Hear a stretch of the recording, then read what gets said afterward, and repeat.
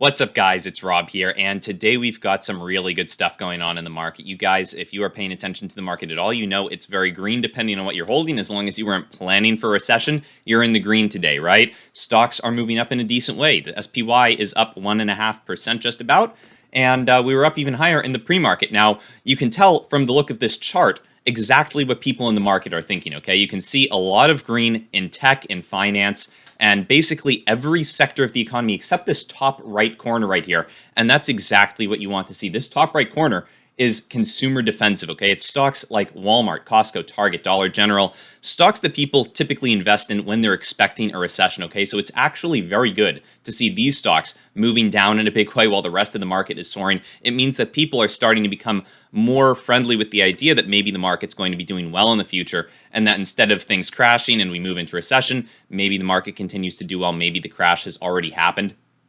And you can see from the look of the market over the past couple of months, it's definitely not been a friendly market, right? I mean, there has been a big move to the downside, about 20% down on the S&P and way more on smaller market cap stocks. Now, what's really going to determine if this market continues moving down or if it can recover is later today, Jerome Powell is going to be speaking, okay? Fed Chair Powell is speaking at 2 o'clock today, all right? Very important stuff that he's going to talk about.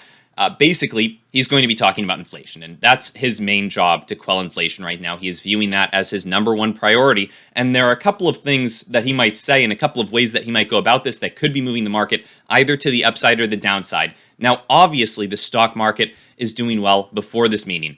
Will it continue to do well? It could if he mentions the fact that inflation is on the move down and potentially takes a more dovish stance, right? We don't want to see him being very hawkish towards inflation. However, there is the risk that that could be the case, okay? Stocks are starting to recover a little bit. He's taking that into account. We're not in a full-blown fear mode, at least not for the past couple of days. The stock market has been doing decently. And unfortunately, some of the inflationary pressures that we have aren't as prevalent as they were in the past, right?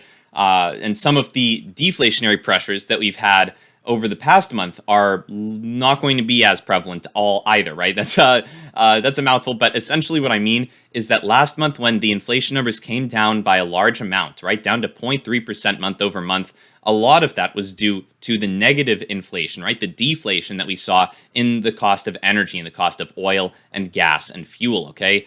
And unfortunately, it's looking like Powell at least will realize that that's not going to be the case next CPI report. We can tell by looking at the price of oil month over month, and we can see that in April, from here to here, where we just got the CPI numbers, oil was relatively low, right? It had moved down from where it was in March. It's not relatively low in a traditional sense, but compared to where it had been, it was relatively low, right? We did see big deflation month over month in terms of going from March to April. Now in May, unfortunately, we are actually reaching new highs even today, halfway through the month.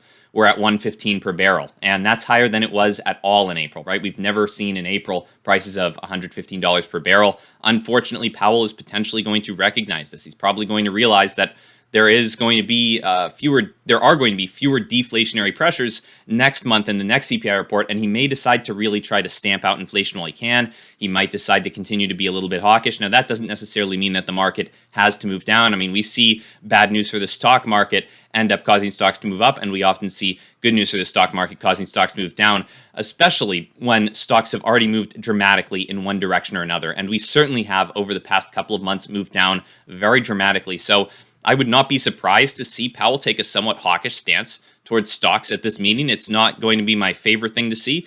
He's probably not going to try to outright crash the market, right? That's not what he wants at all. He doesn't want to crash the market, but he does want to quell inflation. And unfortunately, inflation is still a somewhat serious threat, right? Just because we saw big deflation last month, it doesn't mean that it's completely done, right? We were seeing a lot of that due to the price of oil, and over the past couple of days, the price of oil has been steadily rising. So we're going to see how that impacts what Powell says, and really, at the end of the day, we're going to see what Powell has done to the market. It's going to be a crazy ride, is my guess, come 2 o'clock when he's talking. The market really tends to see a lot of volatility while a guy like Powell's talking, and hopefully it won't end too poorly for the stock market. Now, in my opinion, this isn't financial advice, but what I tend to prefer to do in times like this, I don't want to buy and sell based off the news that I expect, right? I tend to like to buy stocks that I believe in over the long term and stocks that I think might be a little mispriced. to the downside and have good catalysts coming for them. So that's what I'm doing in this market. I'm buying stocks that I feel are cheap and that will have a lot of upside potential in the long term, regardless of what Powell says at this meeting. But obviously, you guys can play the situation however you feel fit, and none of this is financial advice. And if you appreciate the video, feel free to subscribe to the channel. And other than that, guys, have a great day. I'll see you in the next one. Bye.